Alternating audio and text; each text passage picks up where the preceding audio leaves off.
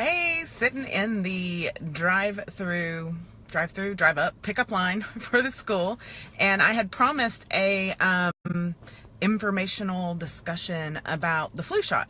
And there's been a lot of stuff. Is the flu shot fraud? Should I get the flu shot? I had someone ask me just this weekend if they should get the flu shot, and it started a discussion. And so, I want to, although I don't see sick clients, I see clients to help them get well, but not when they're acutely ill. So we work on chronic stuff in my practice.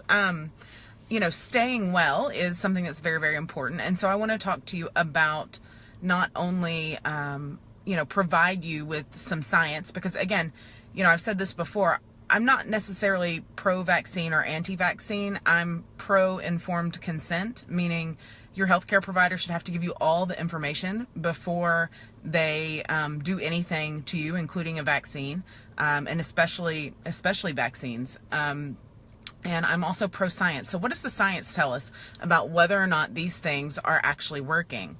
So I'm going to look at my notes here because they're chicken scratch notes. So let's start with, is the flu vaccine effective? Well, you can look at that in a number of ways. Flu vaccines, the reason why pharmaceutical companies can call them effective is because they judge effectiveness on immune response rather than creating immunity. And those are two very different things. The additives inside the flu vaccine, the adjuvants, they cause an immune response because it's something foreign in your body. And so they use that to say, oh, it works. It created an immune response. Well, that's the wrong kind of immune response. That immune response actually weakens your body's actual immune response. And I'll say anyone who needs the peer-reviewed studies that I'm quoting and talking about, shoot me a private message and I'll be happy to list all of those to you and send you to the studies so that you can review those and make up your own mind. Because again, I'm not trying to convince you one way or the other. I'm just letting you know the science. Now, another big proponent is that you see on the news that flu season is deadly, that it's going to be worse than last year, that there are severe consequences and severe illness because of this impending doom flu season. Well, you can find on the CDC's website, the CDC themselves, they send out a PowerPoint presentation prior to flu season on how to convince the public that they need flu vaccines. And so it actually use words like deadly, severe, worse than last year. So what you see on the news, what you see from the CDC and the FDA is not necessarily what's actually happening. So that's one of those things you have to run through your intuitive filter and figure out for yourselves. That's marketing hype, and they actually train people. They train the local reporters and the news stations and the public health officials and the physicians and health practitioners on what to say in order to generate more flu shots. Now, take that right or wrong as you will. That's up for you to decide. However, you can go to the CDC. You can actually pull up the PowerPoint presentation that they deliver to the public health officials. Now, so the big question is, do flu vaccines work? And we've already touched on immune response versus immunity. Those are two different things. So yeah, flu vaccine can create an immune response. Most people already know, and they choose to roll the dice, that each year the flu vaccine they take a best guess. The manufacturers take a best guess on which will be the strand that causes the most problems. And so they then create the vaccine for those strands. There have been years where it hasn't worked at all. There have been years where they consider it to be working well. I just lost part of my picture. I hope you guys can still see me. And if you're leaving comments, I can't see them. So if you look at the numbers, that the CDC puts out, every year the population grows and they give more and more flu vaccines. Now, the way this information was presented to me in some continuing education is that if the flu vaccine works, then why do so many people die of the flu every year? And not just so many, why is it an increasing number? That graph trends upwards. So if you look at the numbers for adults, for example, between 1976 and 2007, the average number of deaths per year from flu and pneumonia was 23,607. and that's published on the CDC's website. You can actually go to something, Google CDC and FluView, FLUVIEW, and you can manipulate this data and play with this data yourself. So from 76 to 2007, there were 23,607 flu and pneumonia deaths in adults, so people 18 years and older. In 2014, there were 55,227. In 2015, there were 57,062 deaths from flu and pneumonia. Now, there's a couple ways to look at that data. One, why is that number growing if the flu vaccine works, right? And so one of the counter arguments is that that number is growing because the population is growing, and the number of unvaccinated people who choose not to do the flu vaccine, is growing. And that's not true, because then you can look that data up on the CDC website as well.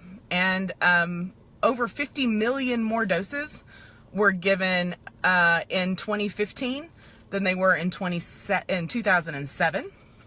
So then you might say, okay, well, they gave more doses because there's a greater population. Fair enough, right? Well, in 2007, 40% of people were vaccinated for the flu. In 2015, over 60% of adults were vaccinated for the flu. And so no matter which way you flip that data, it doesn't demonstrate that the flu vaccine is taking care of the problem. It's not helping the flu. So, and if you look at the pediatric cases, if you look at kids, let's just look at the little pediatrics. So kids 6 months to 5 years. In 2001 and 2002, each year there were 13 and then 12, respectively, pediatric kids between 6 months and 5 years that died from the flu or pneumonia. 2003 was the first year that the CDC and the FDA recommended the flu vaccine for pediatric kids 5 years of age and under, all the way down to 6 months. Guess how many kids died of the flu in 2003? 90. So that number went up almost 100%. And so you have to look at that information, and you have to run that information through your filter to see if the risk is worth it to you. And I'm not going to talk about the science behind the risks. Again, if you want to know that stuff, if you want studies, peer-reviewed studies, then send me a private message and I'd be happy to send you a laundry list of studies about the risks. But I just want you to know the basic question: does it work or does it not?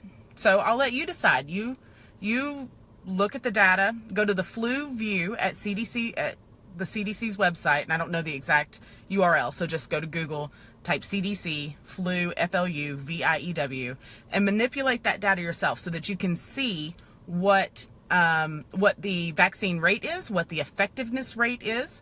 You can also click on some of the studies there that the CDC quotes, and you'll find that some of them that they quote don't back up what they say it does. And then I also want you to pay special attention to pregnancy, to patients vaccinated in pregnancy, because the data for the flu vaccine actually, and if you want this study, please private message me, or I can post the link below if you want it.